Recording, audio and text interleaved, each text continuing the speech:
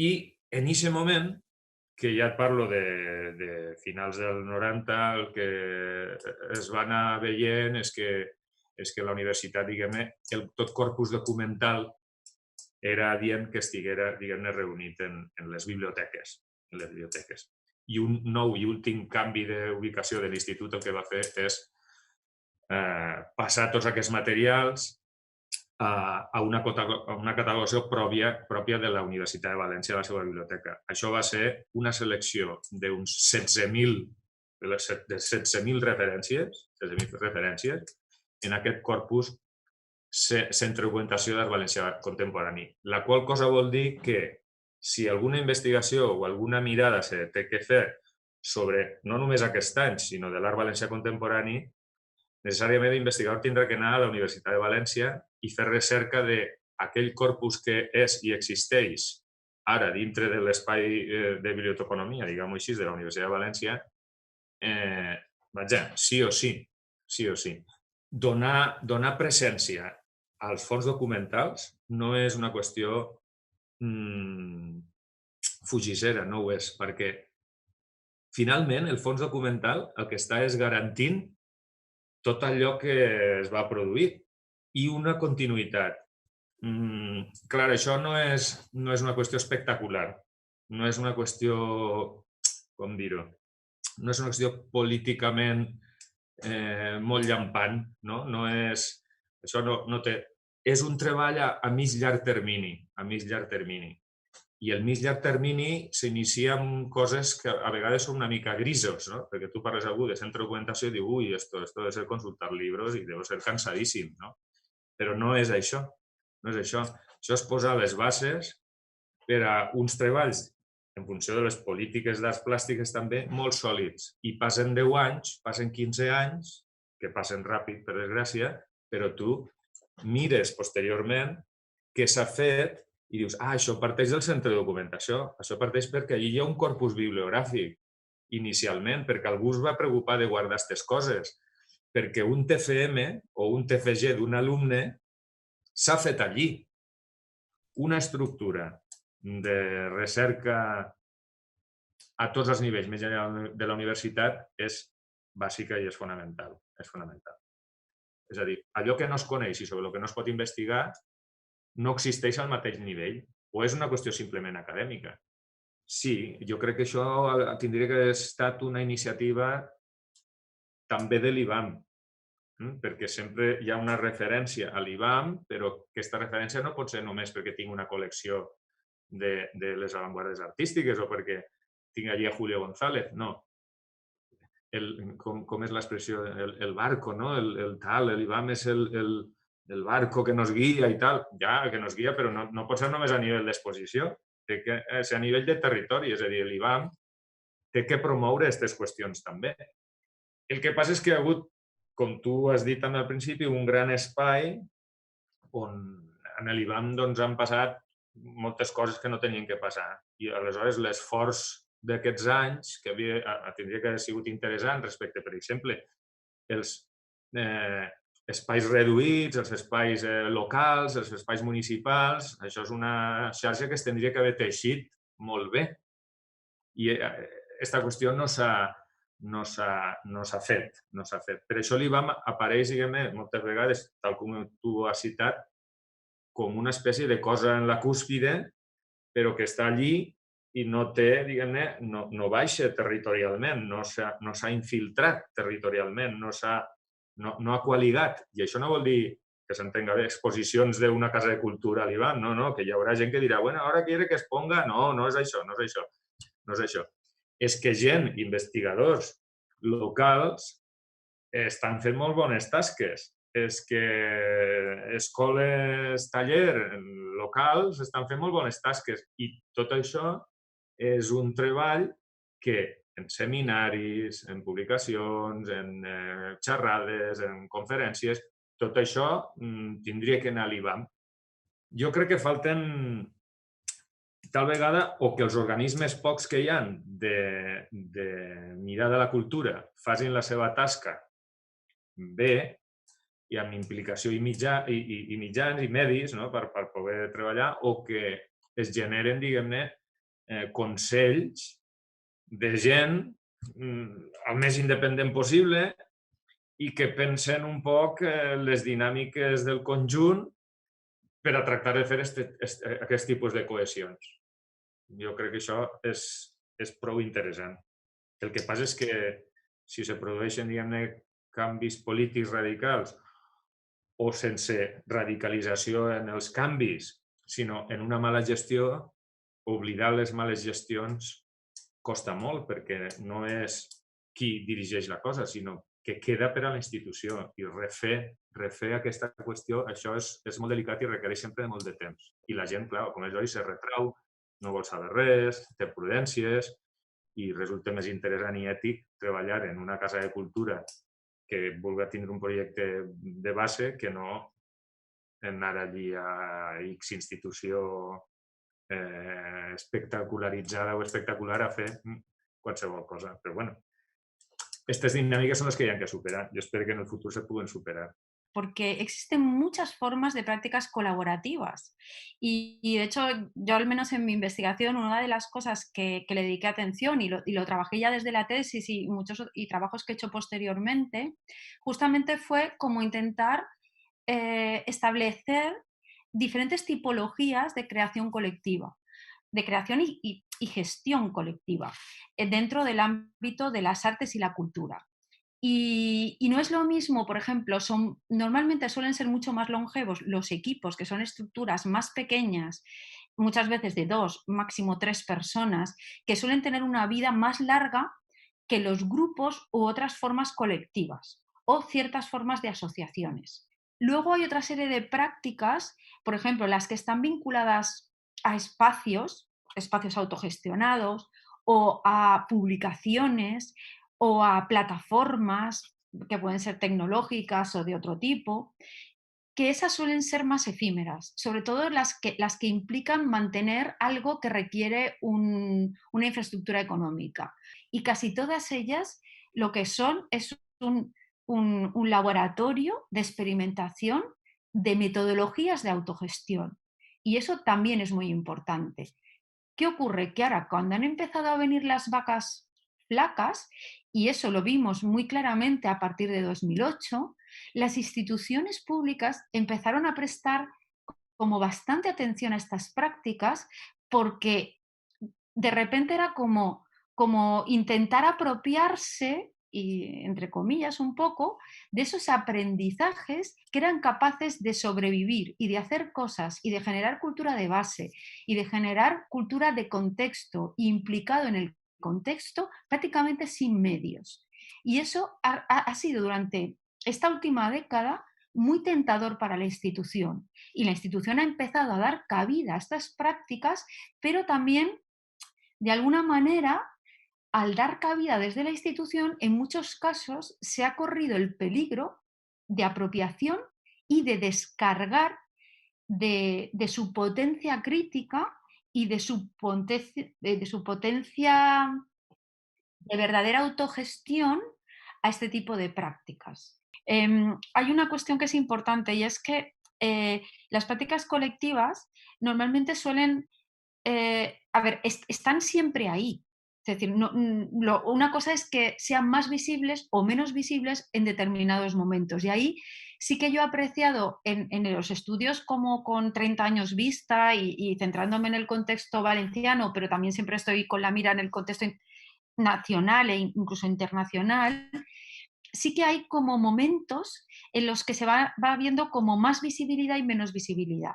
Y la visibilidad o invisibilidad de las prácticas colaborativas muchas veces viene dada cuando normalmente coincide que cuando hay momentos de crisis, y pasó a finales de los 80, volvió a pasar en los 90, en torno a 2001 a 2011, entre 2008 y 2011, y ahora vuelve a haber otro momento ahí un poco como de auge. Y yo creo que esos, o sea, normalmente coinciden con momentos de profundas crisis. Y un poco también algunos colectivos que tenían como pudieron tener cabida y pudieron tener una cierta interlocución, también empezaron a hablar de la posibilidad de decir, no, no, es que lo que tenemos es que revisar el funcionamiento de las instituciones públicas, porque las instituciones públicas somos todos y debería ser de todos, ¿no? Entonces, también se puede hacer crítica desde la institución y nosotros, ya que se nos da la vez un poco de que podamos entrar a dialogar con la institución, queremos plantear los debates que estábamos planteando también desde fuera. Es decir, también desde dentro hay que plantear esos debates. Y yo creo que ahí también hay una cuestión un poco como de que está costando de madurez, ¿no? Como de madurez de las propias instituciones, de permeabilidad con el contexto. Y tiene que ver con eso que hablabas, ¿no? La institución pesa mucho, es un buque, pasa también con la universidad de alguna manera, ¿no? Son instituciones en las que se dificulta, es muy difícil lo que es, digamos, la colaboración con, digamos, agentes externos. Es decir, que si entra un director a una institución, una directora que tiene una sensibilidad y en su programa incluye este tipo de prácticas, entonces sí que se hacen viables, porque si están en el programa, normalmente están presupuestadas. El problema es que muchas veces no están en los programas, con lo cual no están presupuestadas y se acaban metiendo como de refilón en los entresijos, en las grietas, en pequeñas brechas, pero muchas veces sin dotación económica, sin un reconocimiento de los agentes que están colaborando. Y cuando digo reconocimiento, reconocimiento a todos los niveles. Desde que aparezcan los nombres de todas aquellas personas que están participando hasta que puedan tener un retorno económico o, o retorno del tipo que sea. La Comunidad Valenciana es un territorio especialmente complicado. Y de hecho, por ejemplo, en otros contextos, yo estoy también en relación con colectivos y con gente incluso que está en estas prácticas y en estas investigaciones también en otros contextos, y hay otra receptividad y hay otra, digamos, cultura social, tanto en el colectivo de artistas como incluso en el colectivo social. Porque cuando hay un colectivo detrás, por pequeño que sea, ya no es una individualidad y ya hay como, digamos, como otra presión, ¿no? Como otra presión social hacia la institución.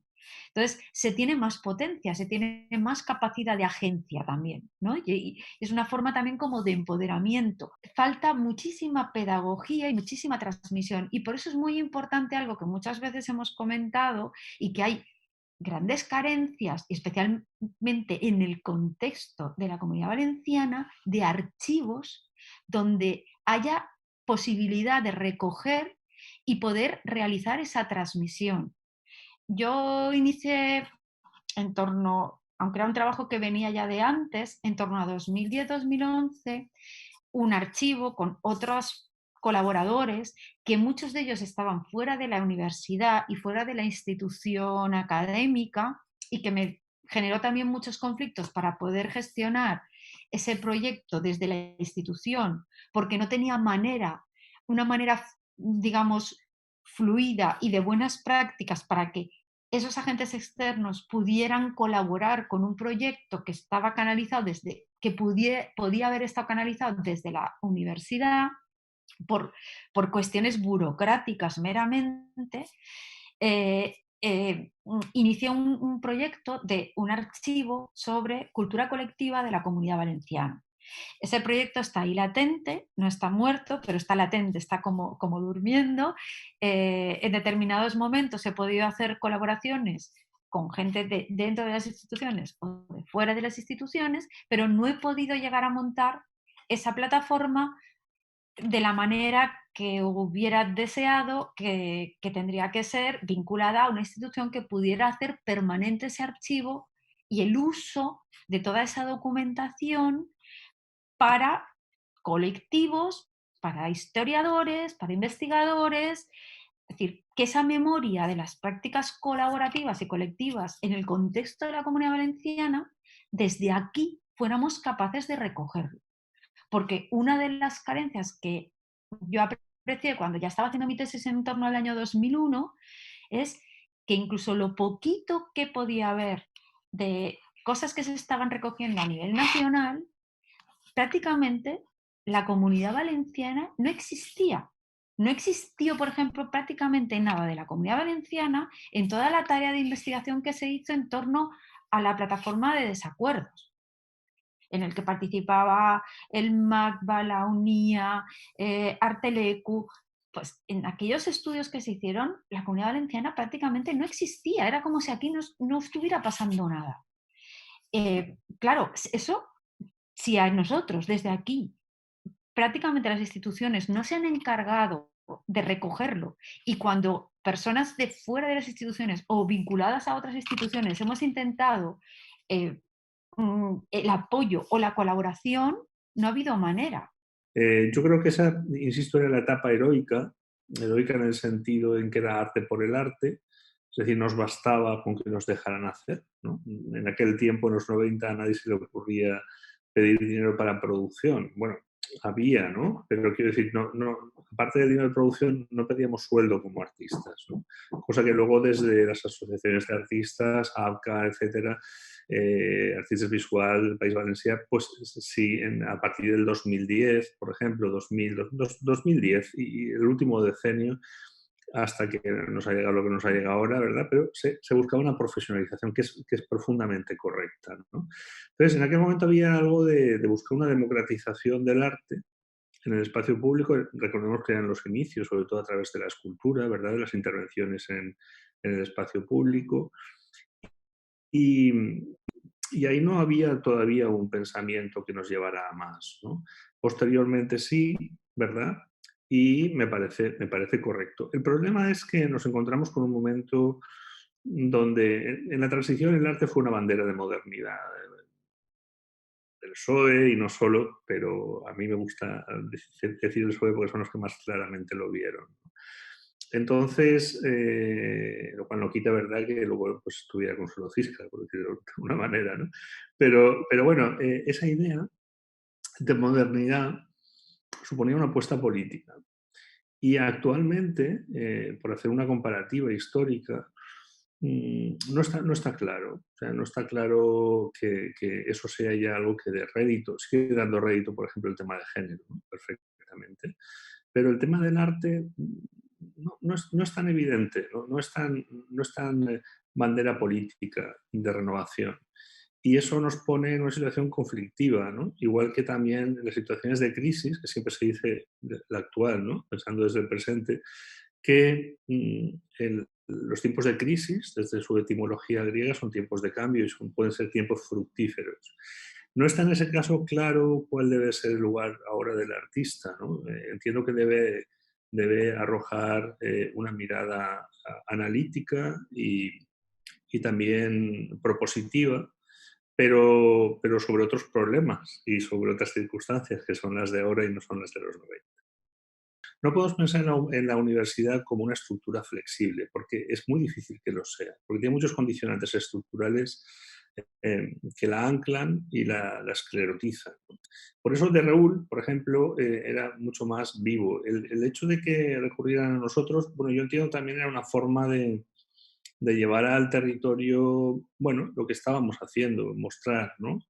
O ofrecer. A mí me ha encantado siempre la idea de un saber descentralizado, ¿no? Pero también sabemos que eso es, hasta cierto punto, algo que hay que buscar, ¿no? Y que hay que animar. De Raúl era un ejemplo tanto de autogestión como también de conocimiento cultural descentralizado. Y eso es importante. Eso es importante porque las subvenciones no venían, como quien dice, de Valencia o de Madrid, sino que eran los propios pueblos quienes lo ofrecían. En cuanto a por qué no se ha hecho una investigación al respecto, bueno, yo creo que es una cuestión más de la gente del Departamento de Historia del Arte, ¿no? Bueno, que últimamente de Historia del Arte tocan poco, ¿no? Por una parte, claro, tenemos el modelo Guggenheim, ¿no? Que es el de las sucursales, o el Louvre, ¿no? Que ya también está viendo sucursales, que evidentemente es un modelo, pues eso, piramidal y en gran medida capitalista, ¿no? Es decir, yo tengo la marca y yo la exporto. Bien, ese no es el modelo que nos interesaría, ¿verdad? Y el modelo nos interesaría, que yo creo que era la vocación que inicialmente tenía el consorcio de museos, ¿verdad? Era una... Y que yo creo que en parte, o sea, el tema del CCC, o sea, el Centro de Cultura Contemporánea, el Centro del Carmen, que me gusta más llamarle así. El Centro del Carmen, vamos a ver, por ejemplo, lo que se hace, las cosas que se hacen en el Centro del Carmen son muy distintas al arte que se hacía en los 80 o en los 90, que eran exposiciones, ¿no? Pero que se hacen muchísimas cosas participativas, educativas, arte con niños, no sé qué, que a mí me parecen que están muy bien, que es otro tipo de participación ciudadana.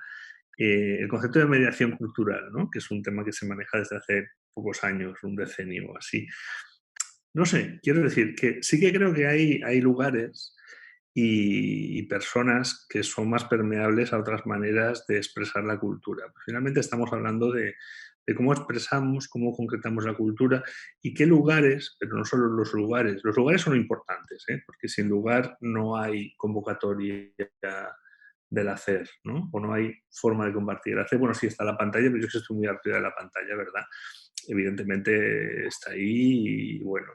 Pero a mí cuando me dicen recorrido virtual, yo directamente no entro, ¿vale? O sea, no, yo entiendo que los museos han tenido que buscarse la vida, pero para mí la experiencia del arte tiene mucho de cultural, ¿no? De cultural, de espacial, de peregrinaje al lugar, ¿no? Entonces, eso hemos de recuperarlo. Y apuesto recuperarlo de una forma más horizontal y más extensa. Yo creo que también habría que juntar esa idea del territorio, que esa idea la presentaba muy bien de Raúl, ¿no? Las iniciativas de Raúl no tenían sentido sin la descontextualización y la descentralización, ¿no? Es decir, eran contextos pequeños donde se hacía un arte que no tenía sentido sin el lugar, ¿no? Era un arte que emanaba del lugar y que nos permitía encontrarnos en el lugar. Yo me gustaría insistir en que fue una experiencia profundamente útil. Y por otra parte, yo creo que hay otra vía muy importante que sería el arte de la experimentación. La experimentación como institución, creo que el IBAM también en la etapa anterior ha tenido también esa idea de laboratorio, ¿no? Que me parece muy importante, pero no tendría por qué ser solo en el IBAM, ¿verdad? Ahí a nivel de espacios, ¿no? Es decir, que yo creo que habría que buscar esa idea de laboratorio y esa idea de laboratorio en el contexto territorial como un reto a seguir desarrollando. Es decir, la problemática tiene mucho que ver con lo ecosistémico. Sabes que a mí me gusta mucho trabajar y enseñar a base de matrices ecosistémicas porque creo que son las más veraces, ¿no? El ecosistema finalmente es lo que nos permite saber dónde estamos y cuáles son las valencias, las uniones y las dinámicas, ¿no? Las dinámicas del sistema. Y en ese sentido yo creo que, por ejemplo, ahora se ha trabajado bastante, yo dirigí una tesis hace poco, muy interesante, que se llama sobre arte y transición a la sostenibilidad, y era una manera de ver cómo el arte se nutría de circunstancias concretas, se aplicaba a lugares concretos, por ejemplo, a las transitions towns, ¿no? O a proyectos específicos, pero también un arte que reflexiona sobre los principales retos del momento. Me gustaría insistir que el tema de la sostenibilidad y la resiliencia y el decrecimiento va a ser uno de los grandes retos, ya es uno de los grandes retos que tenemos junto a la idea del colapso, ¿no? La idea del colapso como idea, ¿verdad? Que luego se irá expresando en microcolapsos en muchas facetas. Creo que ese tema es un tema que no se ha abordado con la suficiente seriedad. Es decir, tienes muchas exposiciones y congresos donde el concepto de sostenibilidad aparece, pero es lo que llamamos la sostenibilidad light, ¿no? Es decir, que no cuestiona el sistema, no cuestiona el capitalismo, no cuestiona el crecimiento. Eso no es cierto, ¿no? Entonces yo creo que estamos en momentos de nuevo de crisis y por tanto de revolución. No por tanto, sino que la crisis podría, ¿no? Podría llevarnos a posturas revolucionarias que en el arte, como sabes, siempre han tenido como expresión modelos poéticos y discursivos radicalmente distintos, ¿no? Yo creo que estaríamos ahora ahí, ¿eh? Digamos, aunque que Raúl para nada fuera utópico, digamos, o tuviera una visión ingenua, sin embargo, es cierto que en el momento en que surge, hay una, o sobre todo, la razón por la que surge es porque existe, digamos, en el ambiente en ese momento, la sensación de que mediante el trabajo de la cultura y el trabajo del arte se puede afectar de un modo sustancial, digamos, a la transformación de la sociedad. Es decir, que aunque fuera digamos, en ámbitos específicos, sin embargo, sí que existía esa idea de que el trabajo cultural digamos, podía transformar, podía cambiar, podía afectar, a través del concepto de afectar, al entorno en el que ocurría. De hecho, digamos, de Reúl, una de sus modos de intervención tenía que ver con el arte público. Es uno de los movimientos pioneros en convocatorias de arte público, que suponía sacar la práctica artística de la galería del Cubo Blanco, que tenemos que recordar que se estaba constituyendo entonces, porque los museos en ese momento todavía no existían, pero a la vez que se estaba constituyendo ese espacio neutro, institucional, digamos, de despliegue de la intervención artística, de Reúl estaba simultáneamente proponiendo digamos, la afección de lo público, del espacio común, por parte del arte y de la cultura. Y creo que no era utópico, pero digamos, sí que planteaba una alternativa que no se queda de alguna manera digamos, encapsulada digamos, en ese pequeño mundo, sino que tiene sus consecuencias. Es interesante volver justamente ahora digamos, a estos momentos en que parecía que las cartas estaban todavía por echar, porque ciertamente el modelo institucional o institucionalista de la cultura iba a imponerse, digamos, un modelo basado en infraestructuras, vinculado a procesos de transformación urbana, también con una injerencia política muy importante, o de los políticos muy importante, mientras que el otro modelo, el modelo que podía, o que no, digamos, en ese momento no se afirmaba como antagónico respecto al institucionalista, sino podríamos incluso pensar que pretendía, digamos, construir una también institución, pues va a ser desplazado. Es muy interesante que ahora estemos volviendo desde muchos lugares a esos finales de los 80, principios de los 90, que es como el lugar del crimen, donde están poniéndose en marcha procesos que de alguna manera se decantaron hacia un lado, en una dirección que ha dado lugar a instituciones que están en profunda crisis y que de alguna manera el establecer un diálogo con aquellos otros imaginarios institucionales más vinculados al territorio, más, digamos, más arraigados y menos homogeneizantes, posiblemente se puedan explicar dentro de este contexto de crisis actual. Digamos, según nos acercamos digamos, al 2020, digamos, a la situación actual, y pasando por la crisis de 2008 y luego la emergencia de los movimientos sociales a partir del 2011, creo que digamos, hay mucho que aprender de todos esos procesos, y también es cierto que más allá de que podamos constatar la dificultad que tienen las instituciones de aprender digamos, o transformarse desde esa negociación, creo que digamos, es importante digamos, el constatar dentro de la narración de los 90 la existencia de esos contramodelos. No pensar que es simplemente la historia de una derrota de un tipo de sociedad civil de la cultura frente a una institución hegemónica. Yo creo que digamos, ese contrapunto siempre está presente.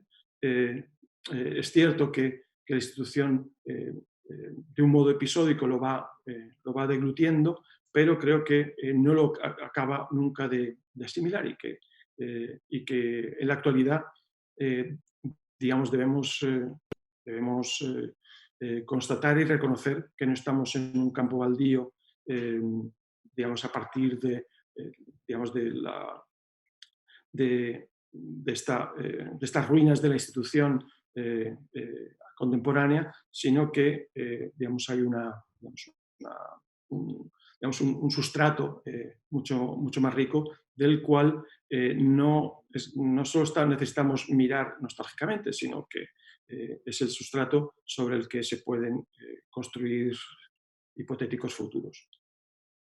Justamente en ese momento se da un giro, digamos, traumático, a mi modo de entender, dentro de la administración pública con estos códigos de austeridad que se aprueban en 2012, que hacen que se reestructure la jerarquía de cualquier institución, y en este caso del museo, de tal manera que los auditores, los gerentes, aquellos cuyo fin es garantizar digamos, la transparencia digamos, y el buen uso de los caudales públicos, digamos, acabaran, digamos, recortando la capacidad de acción que en ese momento se estaba ensayando. Y eso es particularmente, digamos, traumático para el Museo de Arte Contemporáneo, porque el Museo de Arte Contemporáneo está dentro de su ADN, o posee dentro de su ADN, la promesa de la propia transformación institucional. Y, digamos, en el caso de la institución del arte contemporáneo en España, en particular porque coincide desde su nacimiento a finales de los 80 con digamos, el auge de la crítica institucional. Digamos, los museos de arte contemporáneo en España incorporan desde su nacimiento un repensamiento crítico de la institución.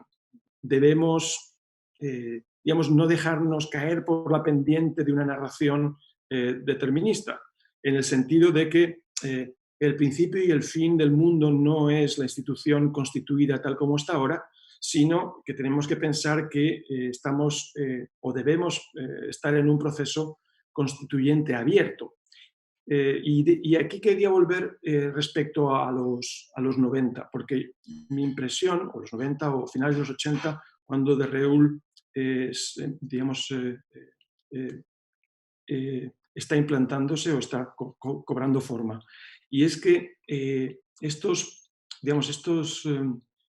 procesos que observamos entonces concuerdan con esta noción, digamos, en gerundio de la institución como un proceso de construcción versus la versión más constituida y cerrada de la institución como un ente estático. Y yo creo que esa tensión, a pesar de que diera la impresión de que se resuelve siempre con la victoria de la institución propiamente constituida y la derrota de los procesos, digamos, más constituyentes, sin embargo, yo creo que hay digamos, o ha habido, y creo y confío en que seguirá habiendo un proceso de infección del gerundio respecto al participio del pasado.